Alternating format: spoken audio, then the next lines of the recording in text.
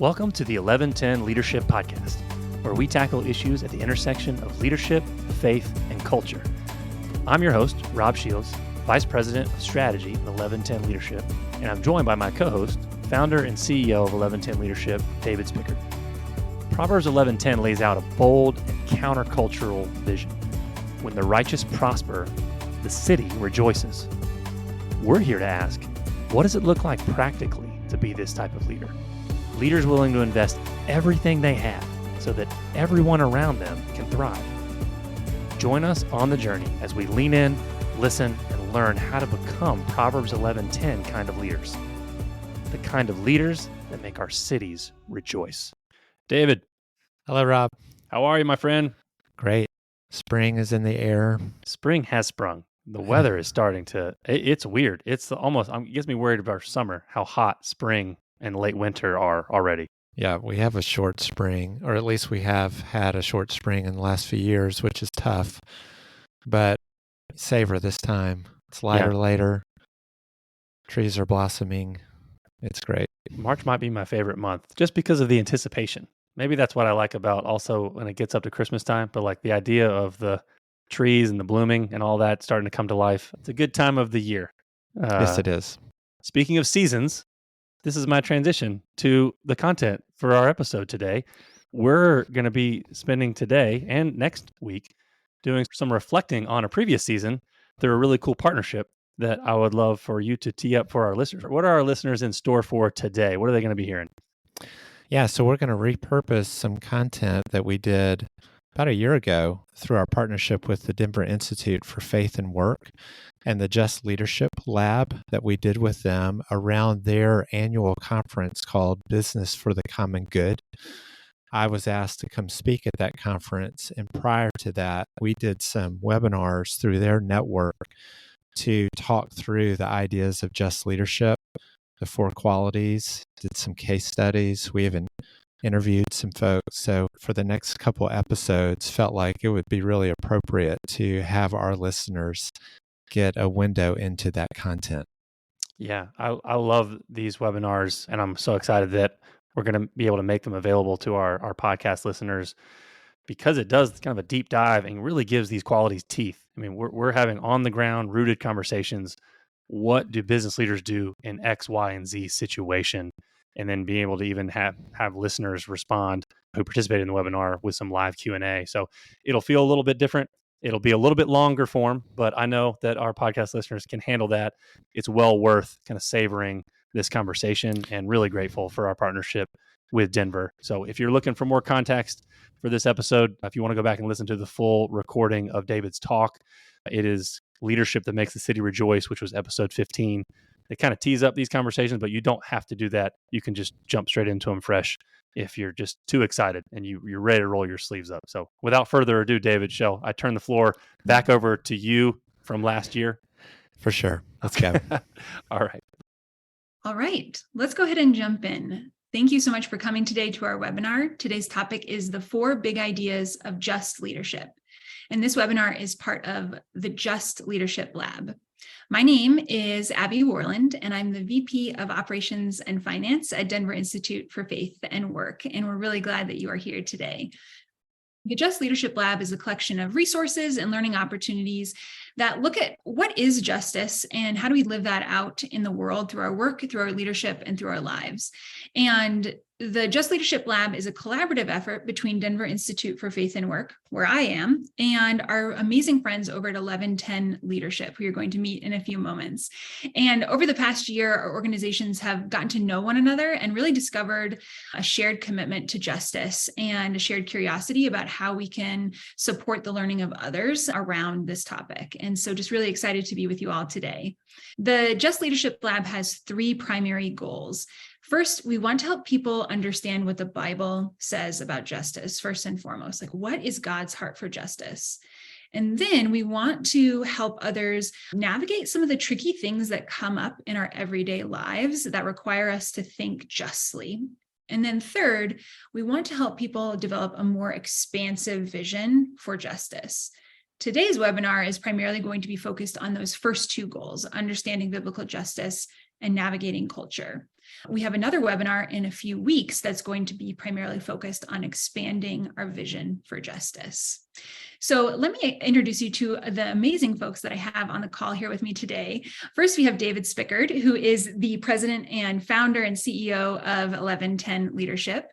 And then we also have Rob Shields, who is the VP of Strategy for 1110 Leadership. And they have just been so fun to work with and prepare this webinar. And I've learned a lot from them. And I'm really glad that you all get the chance to do the same today. Before I turn it over to them to facilitate the bulk of our conversation, let me show you where we're headed during the next hour or so. Today's webinar is primarily focused on this question. We want to examine what are the qualities we can develop and the questions we can ask ourselves and of others that will help us navigate cultural landmines in our own work and in our own lives. We're going to follow this structure for the webinar. First, we're going to examine what do we even mean by cultural landmines and what are some examples of that. Then we're going to dig into God's heart for justice. Then we're going to look at 4 qualities of a just leader. And then we'll have some time at the end for some audience Q&A. As we go throughout the webinar, if you do have questions, please put them in the Q&A box at the bottom of your screen so that we can come back to them at the end of our time together. And then we'll finally wrap up with a few next steps that you can take to continue your learning. But without further ado, I'm excited to turn it over to Rob to talk to us about what we mean by cultural landmines. Thanks so much, Abby. It's a pleasure to be here. We're really looking forward to this conversation. We're by no means experts in justice, but we're on the journey and just really encouraged to be walking on the journey with you and for the folks who are on this call with us. So hopefully we can open up some new connections with some of the folks who are listening in, both with us and with each other. So cultural landmines. So this word culture is a big word that means a lot of different things to a lot of different people. In this day and age where defining of the terms really matters. And so before David kind of walks into laying a foundation of understanding what we mean by biblical justice, that's going to be huge to really build off of that foundation. Just framing this question, which was really the hook that we are using to draw folks into this conversation. What is the biggest cultural landmine threatening your business right now? And to unpack that a bit, what do we mean by culture? I think people understand a landmine. Picture a grenade in the ground, right? Everyone's seen at least maybe one movie where that's happened, so that I don't need to unpack that one as much. But culture, I think, is a term that when we think culture, you may think societal. What are these cultural issues that are out there in the world that we need to engage with? You could think internal to your company. Every company has a culture. And the way that we refer to that in our work is every company has a culture that everyone knows and no one talks about. And so part of our work is in coming alongside leaders is really helping to name those cultural issues internal to a company and a business. But for the purposes of this conversation, I think we're talking about both. It also applies to things like cultural competency when it comes to engaging race and ethnicity. And that's definitely a part of this very wide umbrella. And so we've left space. If you saw the information, some of the questions that we used in some of our marketing materials, we're going to revisit those with some scenarios later. But everyone usually has one of those top of mind issues of this is a cultural issue that we're trying to deal with as leaders, whether that's internal to our company, whether that's external in society that we're grappling with internally. And we all need help knowing what it looks like to navigate those waters because they're really tricky and there are real landmines out there.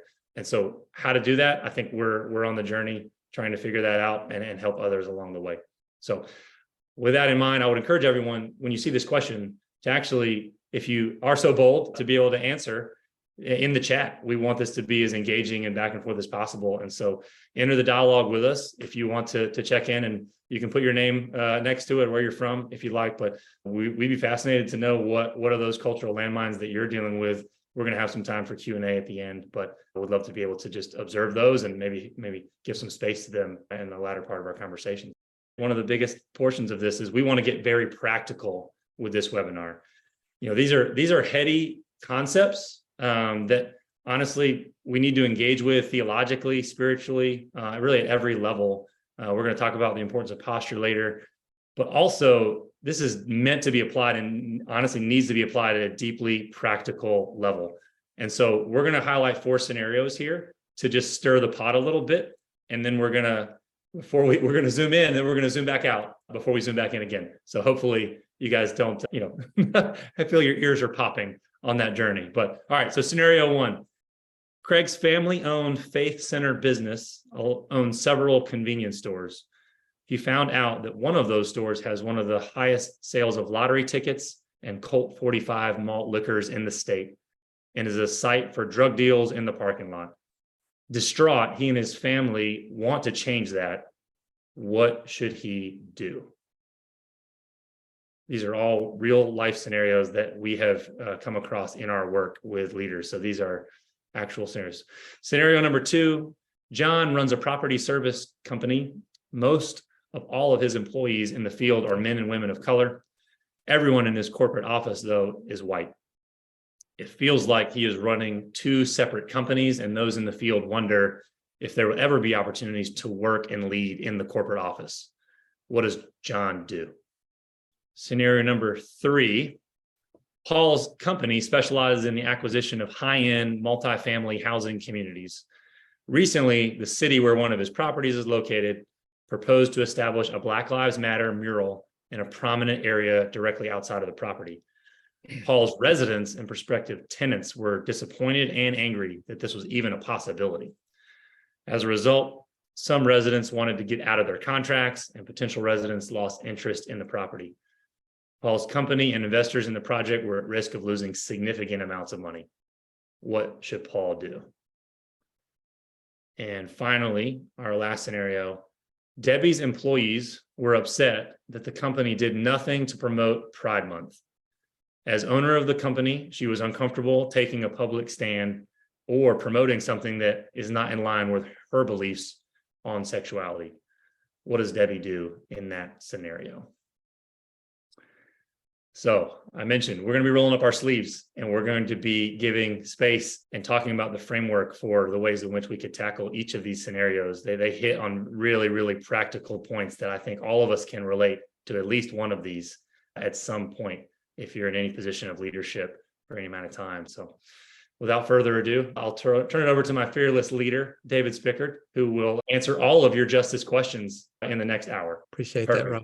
Thank you. And I just want to reiterate how excited we are to be in partnership with the Denver Institute for Faith and Work, friends who are walking with us through this. And again, want to say we're not experts, but we recognize that these are real life situations, and they're creating a tremendous amount of complexity and challenge for leaders. And we want to approach these from a place of understanding God's heart for justice and how central that is to him. It would be appropriate for me, given the timing of the recording of this webinar, for me to name the event that happened this week that is on most, if not all, of our minds, which is the shooting that took place in Nashville, Tennessee, where a shooter went in and killed 3 9-year-old students and 3 adults, including the head of school. That event took place a mile from where I grew up. I grew up in Nashville, Tennessee, in Green Hills, and go by that church and that school almost daily when I was growing up.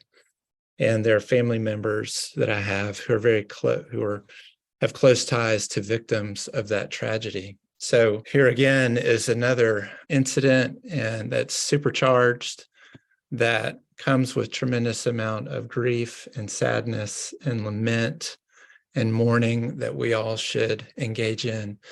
And then it also raises questions around issues in our society and our culture that many people kind of run with in light of an incident like this. And so here again is another real life scenario where we're trying to navigate this, and God's heart for justice is so important for us to understand.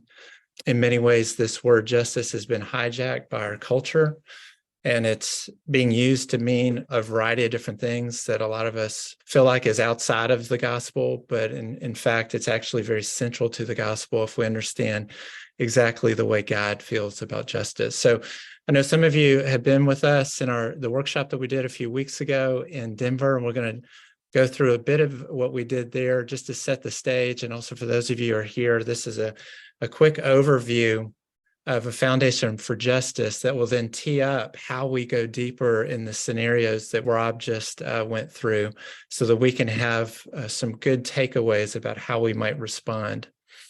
So, how does God feel about justice? Well, the word for justice in the Bible is a Hebrew word, mishpat. And mishpat means that everything is as it's supposed to be. It has this sense that we're going to make wrong things right, and that all people are treated equitably and given their due.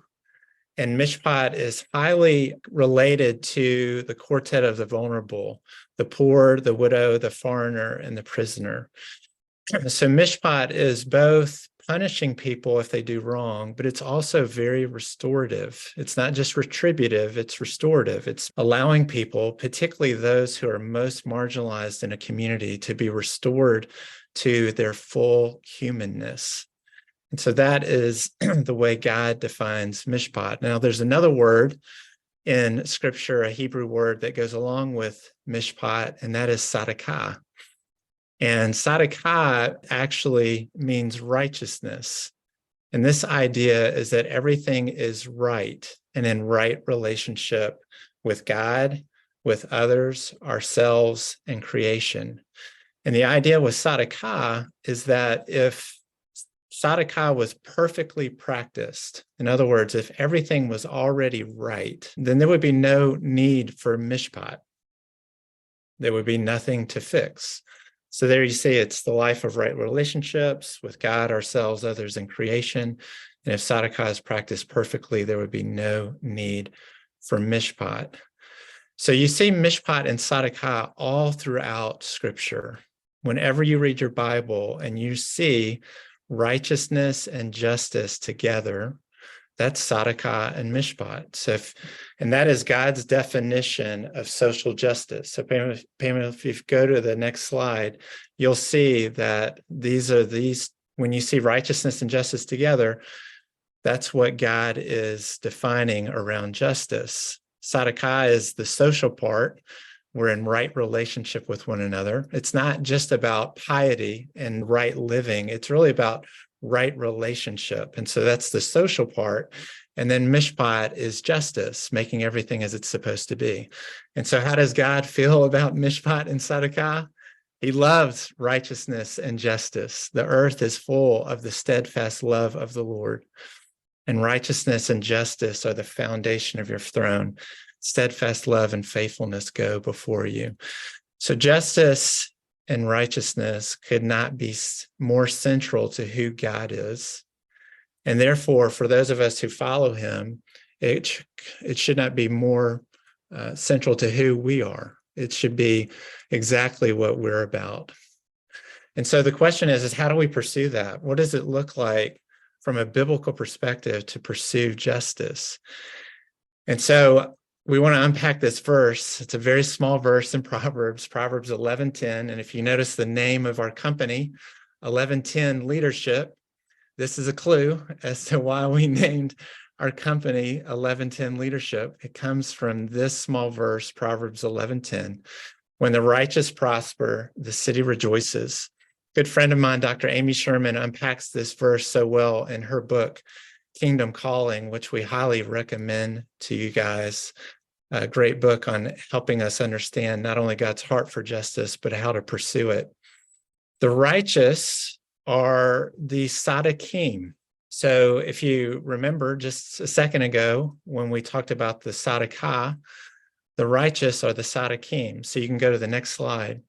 The tzaddikim are people who are just, and they view their prosperity not as a means for themselves, but for blessing others. And therefore, they steward everything that they have, their time, their money, their resources, their relationships, their education, everything that they have to advance God's peace and justice. So they are the righteous, just like tzedakah is righteousness. Tzaddikim are the righteous. These are actual people. This word is used over 200 times in the Old Testament to refer to people who steward their resources not for themselves, but for everyone else. And when that happens, the city rejoices. And the word for that in that verse, rejoice, is talos. And this word is really important because, one, this is the only time it's ever used in Scripture, which means this is very intentional as to why this word was used. And second, what it means. And what it means is a wild party. This is people dancing in the streets, going crazy with joy and excitement and a sense of victory, not only because everything is going well, but it even has war connotations. This idea that we have won the war. Victory is ours and our oppressors are gone. So you'll see on this picture, top left is South Africa at the end of apartheid. Top right is VE Day, where everyone went into the streets in Europe dancing because the war was over. Bottom right was Rwanda at the end of the genocide and the Civil War. And for those of you who are on the call from Colorado, from Denver, you might remember what happened in 2016 when the Broncos won. And this was the celebration. I mean, this is amazing. Look at that, what we do for our sports teams. And I'm one to talk. Being a North Carolina fan, I've been one to dance in the streets at various times in my life after a big win. But this, you get the picture. It's this wild dancing in the streets, unbridled joy. Why? Because there's a group of people called the Sadakim, and they are prospering. They are getting more power, more wealth, and more influence. And instead of people, even those who are most marginalized in a community, instead of them getting bitter or resentful that the poor are getting poorer and the rich are getting richer, they instead are dancing wildly in the streets because they know that when the Sadakim win, everyone wins.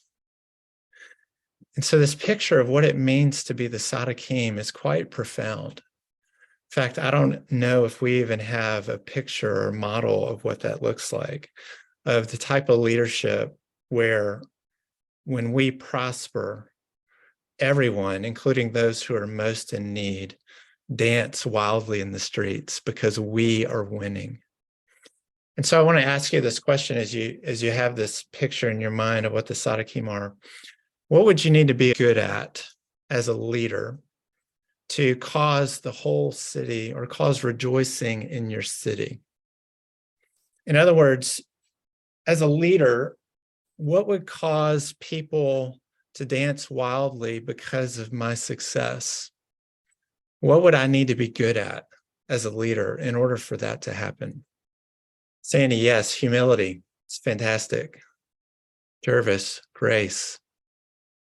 Being good at generosity, patience, and wisdom. Yeah, Rob. There are a lot of answers to think through. And in many ways, it causes us to have to think through how we would redefine what success is and have a broad picture of what winning is and how we think about connecting to people in such a way that even those who are most in need would dance in the streets. One of the things that would require is that we're known by people in need, and that they see the work that we're doing is good for them. So there's a ton that we can talk about. That just sort of gets our wheels churning as we now transition back to our scenarios, because we want to kind of give a picture of what are qualities that can guide us around the real life scenarios that we talked about at the beginning, and also scenarios that I'm sure each of you are facing, similar kinds that you're facing in your context. In our work, we propose 4 qualities of a just leader. And of course, there are many, many more qualities than just 4. But we found these to be really helpful and foundational to guide the way we think about becoming just as the leader. First is seeing the whole playing field. That just leaders are leaders who know how to see. And we'll talk about what that means to be leaders who see. Second, they build cultural competency. They're able to build trust across cultural divides and know how to do that, both the skill and the understanding to know how to do that. Third, they give power away, which is really interesting in this day and age, because a lot of people would talk about giving power away as the means through which we can create equitable opportunities for everyone. And that's true, but we have to understand what kind of power we're talking about in order for that power to be given away in a way that really elevates everyone. And then finally, the fourth quality is they take bold and courageous action. They know that they can't just sit and do nothing in the face of injustice. They know that they may not take the right steps. They're willing to make some mistakes, but they know that inaction is just not an option in the face of injustice. So we're going to use those four qualities as we revisit our scenarios and have conversation around what we would do if we were John, Paul, Debbie, and Craig. That's great. Here's how this next part is going to work. I'm going to kind of interview David and Rob as we look at those qualities in the context of those scenarios we talked about earlier. So let's start with the first quality that we covered, that idea of seeing the whole playing field. And we're going to go back to the scenario with Craig and his convenience stores. And the text of the scenario is there for you to refer back to.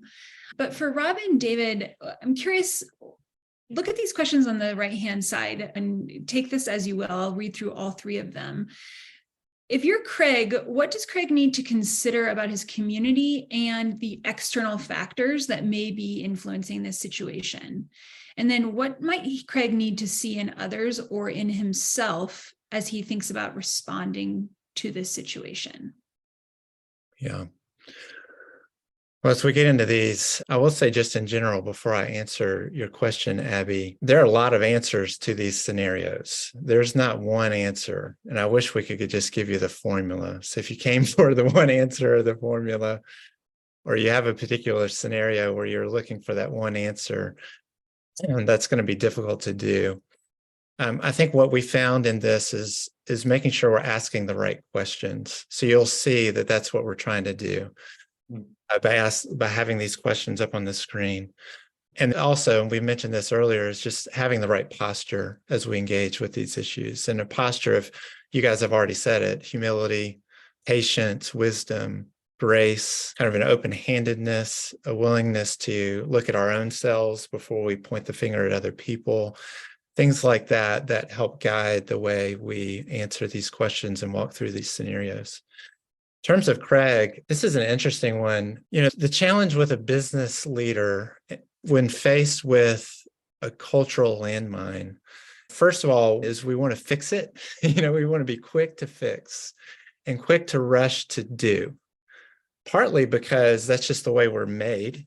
We're made to fix problems and create solutions. The other is we have time constraints. We have issues around our own time, our need to be competitive, to be profitable. And so for us, we typically will then say, well, we need to solve this problem with a business solution.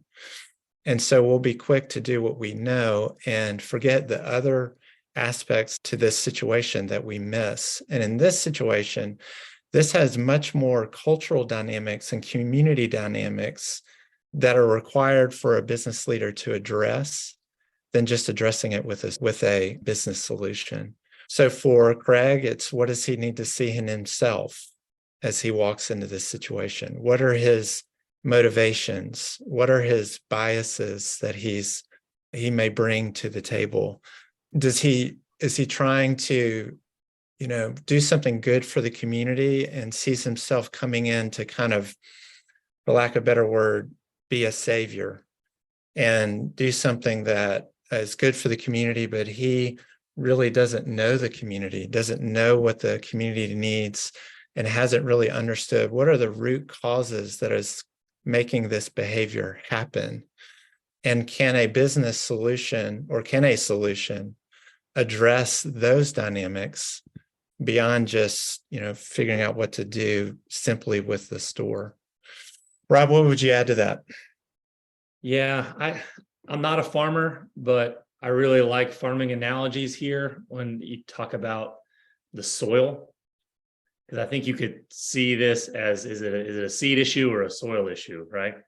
If you want to bear different kinds of fruit. And I think that you raised that point well, David, already. I think it's really vital with that first question that Craig knows the soil of the community. And I think that's a challenge sometimes for business leaders who lack, and sometimes I think the church can very much reinforce this, a rootlessness where they don't see, honestly, their business could be anywhere. It doesn't make a difference. I actually live down the street from this convenience store for 4 years. So I know this community. I lived there. This was my neighborhood convenience store. But if you're a business owner and you don't live down the street, but all of your constituents are coming from a geographic circle on a map, and you're making decisions that influence those folks in that circle, but you don't know anyone inside that circle. I have a nonprofit background. That's a recipe for disaster in the nonprofit space. It's a recipe for disaster in the business space, I would argue, of knowing your context. But I would say before knowing it, knowing that your context has value. And I think that's a discipleship issue. That's a kind of a gap in the Western church of just this rootlessness of we can be anywhere the gospel needs to go, kind of Great Commission to the four corners of the earth. That's true. But it also is written within history and applies to a specific context when Jesus entered a specific time of history, and we're meant to contextualize it to a specific time of history. So I think the importance of knowing the community in which you're rooted. Are you rooted in your community as a business? And is your business perceived as seeking the welfare of the community, where you're pouring your resources back in to it, to the community's flourishing as a result of your flourishing? I mean, that has an exponential factor there, because, unless you're of a certain wealth, the number of zeros that you're going to do individually may be very limited. But when you are stewarding a business, that has an amplifying effect. That's more people dancing in the street, maybe than even you personally can affect. Is it realistic for Craig to take that time? And how would you advise him to build relationships with key leaders in the community so that he can know the community himself and be known? Like how does a business leader take the time and with a sense of urgency and realize that that's central to having this lead to the right solution? That I would answer your question with another question, David. Can I do that? Okay, here we go. I think it depends on, does he see this as a business problem for his business, or does he see this as a community issue for his neighbors? Mm-hmm. Meaning, like, this is happening in my community. And I guess I'm speaking to the bifurcation of faith and work here. This dichotomy of the divide between the sacred and the secular, I think, pours over into this conversation. Does Craig have the time? Well, how much time is on the table here? Are we talking about the 5 lunches slots that Craig has, the lunch breaks that he could take during the 9 to 5? Is that all that's on the table? Or are all 21 of the meals that he eats every day, every week on the table? That is this seen as just a professional issue, or can it bleed over into the personal? I would argue that line really, there needs to be boundaries. Of course, obviously, there are healthy boundaries between professional and personal. But I think the ceiling for impact is going to be limited here if he just sees this as a professional problem that affects his boardroom and not his living room. Yeah, it's a real challenge. And I know some of you may be listening going, this is just unrealistic to think about that. But we do have part of the end of the story of this scenario. Craig and his company, they decided, in order to solve the problem, they decided to actually tear down this store.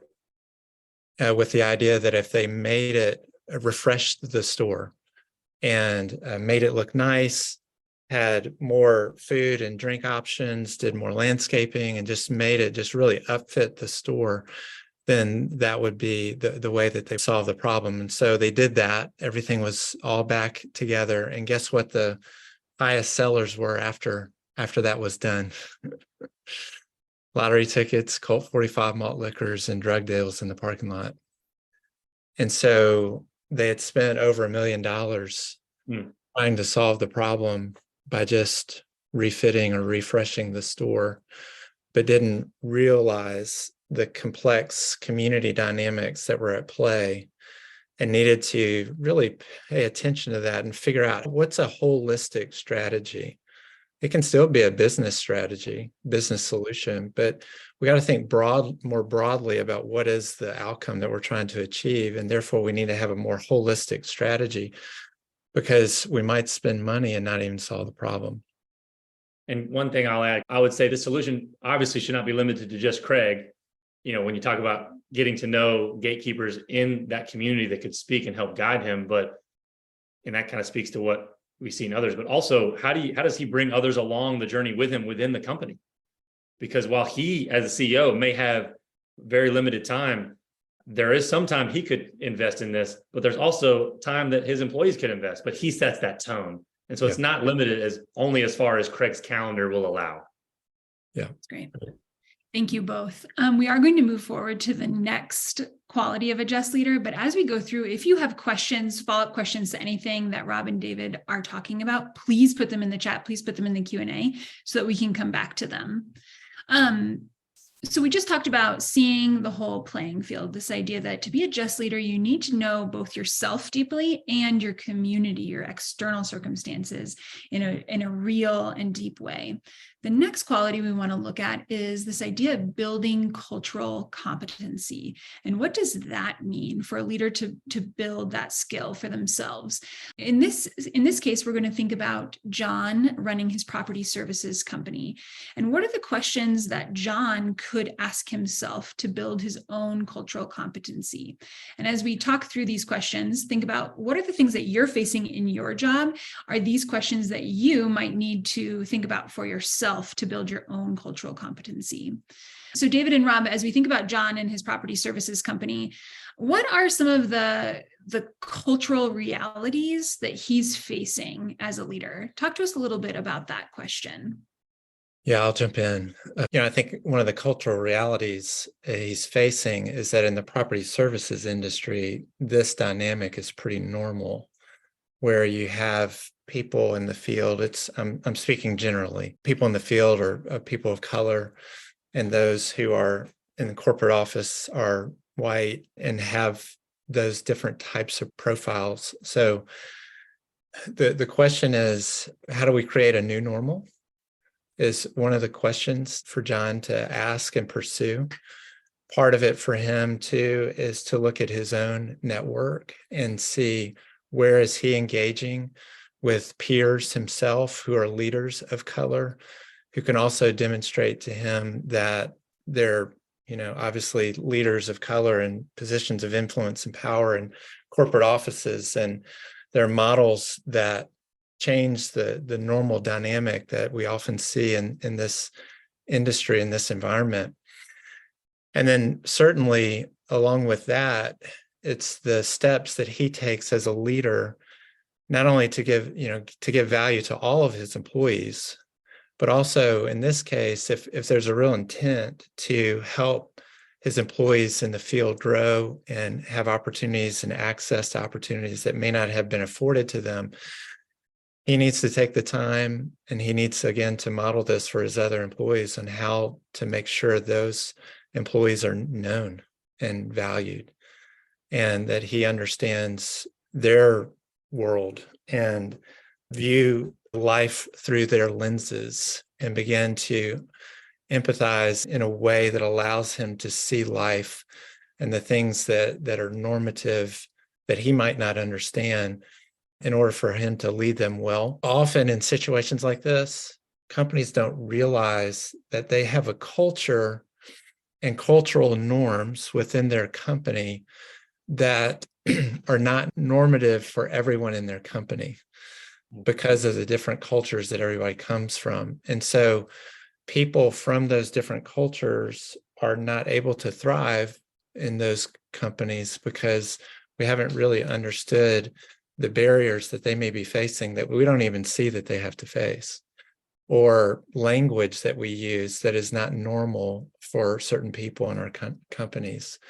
And we have to be really sensitive to that and understand then how do we help our people either navigate that, or we need to change the way we've developed our company culture in such a way so that everyone feels like they can be all of who they're designed to be in our company. They don't have to check themselves at the door because of the culture that we've created at our business. Yeah, to build off of that, David, I think there's a recurring theme here from scenario number one of engaging on the surface versus going down to the root cause. And we've seen this play out a lot since 2020 with what happened with the move for racial justice and just kind of this awakening that has happened across the country post George Floyd, Ahmaud Arbery. I think a lot of churches and companies were like, what do we do? We're not diverse enough. We have all white leadership, and that's no longer acceptable societally, like feeling cultural pressure to change that. And I think sometimes that there was more attention paid to being quick to diversify, optically, i.e., let's recruit different fish into this pond and not do the pre-work of assessing the pond. And to your point, naming that the pond has a culture. And if you're not willing to do that inner work first, what you're going to end up doing is evaluating the fish that come in and that can't stake it out as well. They couldn't hack it. What was wrong with that fish that they didn't make it here, or that they couldn't elevate within leadership? And I think to your point, if the people of color in this company, they know what the culture is, because usually I've learned how to be more culturally competent in my life, usually by answering that question number two, being taught by leaders of color who've helped me to see my own blind spots that I think I could not have seen otherwise, realizing that I have a culture. And then a lot of times white people don't realize that we have a culture. We don't know we don't think about it because our experience is very normative and kind of has been at the center. And so I think that it's a really interesting dynamic at play there of, is there a willingness from leadership and a humility to be able to do the internal work of saying, I have a culture, it actually has impact on my employees. Can I set up feedback in a way where, without removing the power dynamics, like this isn't in a coffee with the person that you hired and you could fire if they give the wrong answer. But, are there mechanisms in place where you could ask questions like, what's challenging about our culture? How would you describe our culture?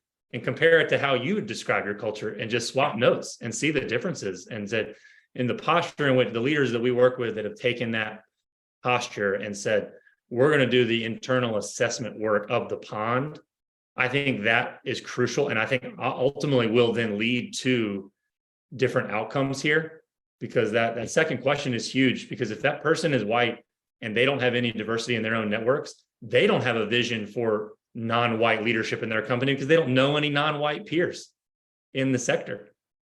And that's a problem. And that means you're going to have a limited capacity to seeing the potential in your employees. Thank you both. So far, we've talked about just leaders being able to see the whole playing field and having a commitment to understanding and building their cultural competency. Now we're going to move forward to the third quality of a just leader. And this is the idea of giving power away, which seems very counterintuitive to a lot of the things we hear and see about leadership. And so I'm excited to hear what you all say about this. So for this quality, we're talking about giving power away, and we want to think about Paul, who runs the housing communities, with the mural across the street. And for this one, there are some power dynamics at play in this scenario. And so I want to focus on the first question here on the list.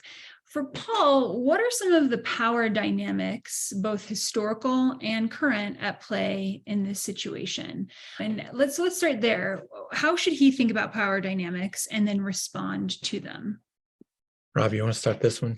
No, but I will. This is a tough one. What are the power dynamics? I mean, do you want to name the power dynamics that are at play historically here? I mean, goodness gracious. Paul's in a tough spot, right? I mean, depending on your perspective, you may not feel too sorry for Paul. You're like, oh, CEO does well for himself, runs this big company, real estate company, doing just fine, financially, I'm sure. But I mean, this is a really layered conversation that is happening within his sphere, but also is being shaped by cultural influences that Paul does not control. There are a lot of moving factors in this conversation. And honestly, talk about landmines. This one has a lot. There's a lot of ways this could go south. And I mean, I think it's just good to name that, we didn't name Paul's race here, but let's say he's white in this scenario. And the discussion is around a Black Lives Matter mural. And the residents here, I think safe to assume at least some of them, if not almost all of them that are disappointed and angry are white. We don't know, but I think that that's a safe assumption. Naming the fact that he is inheriting, if you don't know your stuff, if you don't know what's in the cultural waters here of nationally, because Black Lives Matter is not a local phenomenon to Paul's city. That's a global phenomenon. If you are not paying attention to the cultural waters, you could sink very easily in this situation by putting your foot in your mouth in ways that even with the right heart posture, it's going to really be tough. And so I think you got to know the waters. You got to know the waters and you got to, I think this is a huge one that points to this idea of being reactive. We saw a lot of business leaders be like, how do I react in a 2020 environment? And I think this really speaks to, man, we need to be asking questions 1, 2, and 3 in a proactive way before this situation presents itself. And you need to be investing, like Craig, a lot of relational capital as much as you can into the different stakeholders here. And are you rooted in your community? Does your community know you? Are you known as someone who's seeking the flourishing of your community? Because that changes this conversation. I think it really lets the air out of the balloon a little bit if Paul is known on a first name basis versus if Paul is just the big bad developer that is swoops in or might live in another city, right? There's a lot of dynamics that play there. And Paul may live in another city. Then maybe we're shifting this focus on what can the person that is rooted in the community do and how can Paul support that person? So David, that's hard, man. It's got a lot there. What would you do with this situation? Well, just a brief comment, and we'll get to the last scenario. This is an example of how difficult it is because sometimes being just and being profitable are at odds. And, you have to really think about what is success. Is success about winning or success about flourishing? And someone in Paul's situation is going to have skills that are able to navigate the real complexity and nuance of this. So someone who's a really good communicator, who knows how to communicate well, knows how to invest in people and can see things on both sides and know how to communicate vision and purpose to all of the stakeholders and be proactive versus reactive, like you said, Rob. And the challenge is trying to stay kind of not being so influenced by the cultural narratives around these issues, but to really be able to pinpoint what really is central to these issues so that they can bring people in instead of having people resist. And that just takes a lot of relationship building, trust building, and skill in knowing how emotional intelligence and honestly, really great communication skills to navigate this situation. Thank you both. The fourth quality of a just leader that we want to cover briefly today is this idea of taking bold and courageous action. So we've built our cultural competency, we've seen the whole playing field, we've given power away, and then also what do we need to do next? What is the action that we need to take? And so in this situation, we're talking about Debbie and Pride Month. The scenario is here on the slide. And so Rob and David, we've got just a few minutes left, but talk to us about what kind of bold, courageous action might be applicable for Debbie in this situation that she finds herself in? Yeah, I'll jump in, Rob. So since I had you do the last one, this is also a challenging one. When we talk about bold and courageous action, we talk about it in two different ways. One is bold and courageous action that I personally need to take that is challenging for me. And then what is bold and courageous action that I'm taking to sort of try to right a wrong in our society? And when we talk about this, we talk about the action is oftentimes unpopular, it's misunderstood, it takes time. And so Debbie is in a situation where she's being asked by her employees to do something that she doesn't believe in because she doesn't agree with perspective of sexual preference and gender identity, and has a line that she has where she doesn't want to cross what she believes is God's truth, which is important. It's important for us to understand that when Jesus engaged people around these kinds of issues, he ate with sinners, tax collectors, but he valued them and he gave them a sense of belonging, but he never abdicated the truth of God's truth. So he knew how to navigate both. And so the key for Debbie here is how is her company creating a sense of belonging for everyone in the company, no matter what their background is and whether they agree with her or not, and the perspective they take around this particular issue.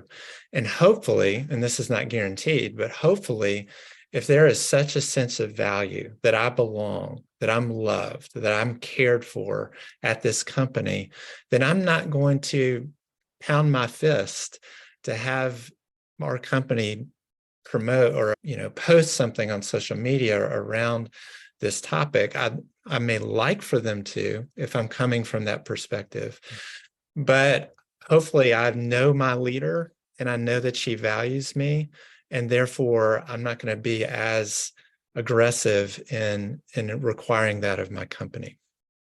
Yeah, I think this speaks just succinctly to what are you proactively doing to make your people feel heard and known with a sense of belonging. It really just deflates the tension of so much being put on how do I react in this exact situation in a very non-relational way on social media.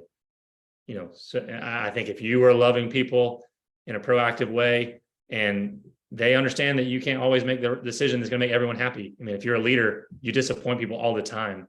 And so I think every employee understands that at some level, which I think speaks to back being excellent communication with the way that third question is worded as well. And just saying, are we communicating with excellence and kindness, even if we go in a different direction, and transparency, but proactivity is huge. Thank you both. Before we move into wrapping up our webinar for today, we've got two questions that I want to go back to that are from the audience. As we talk through these 4 qualities of a just leader, Sandy has a great question. She says, in each of these scenarios, in each of the situations we've just talked through, we've used this, we've talked about a leader taking time to understand the situation, time to build their cultural competency, et cetera. And her question is, how can a leader build time allocations into their strategy to accommodate time when cultural landmines surface? Can you talk a little bit to that? That's a great question, Sandy. How much time do we have, David? I know we got 30 minutes. I know where you're going. Yeah, we got 3 minutes. Yeah. Uh-huh. This is the first thing we talk about with our leaders when we do these just leadership groups. All of them are overwhelmed, busy, frenetic. And this notion of being just is we have to, I don't know. I mean, a lot of this is reorienting ourselves a bit. Well, I shouldn't say a bit, a lot, on, again, how we approach work, how we invest in our people so that we trust them to create some time for us as leaders. And then ultimately, what is success and how much is enough? And we have to balance that with, again, being competitive and profitable as companies. But that's a really good question with a long answer. But that would be some initial ideas of the way we address this with our leaders. I would succinctly say in a sentence, being just requires margin and a willingness to be interrupted, which I think are really culturally, the business world in the West, America, really, really bad at these things. And we honestly don't have time. We don't think we have the time. We're not willing to make the time. And I would start with looking at your Sabbath. Are you Sabbathing? Which feels selfish, but it's really not. Like this is a built-in margin and rhythm that actually I think sets a tone for the rest of how you live your week. And so usually if a leader is really bad at some of these things that I don't have the time, we start with rest and ask, what are your rhythms of rest? What does that Sabbath look like for you? And we start there, and then actually get to a lot of the root of what we're talking about. Yep. We don't have time, Jervis, for your question, but I do want to point everyone's attention to what Jervis put in the chat. I'm going back to Craig's scenario, number 1, where he says, what if Craig took profits from the products that were being sold at his convenience store and then put it back into the community for financial education, maybe through local churches? I thought that was an interesting point to think about, like, how can we be creatively just? And so consider that question. We don't have time to talk about it today, but Jervis, thank you so much for putting that in the chat. And I challenge you all to think about that as we go about our days. We have 2 things to quickly wrap up our webinar for today. David and Rob, would you give us a final word before I talk about logistics? I would just say, this is the tip of the iceberg.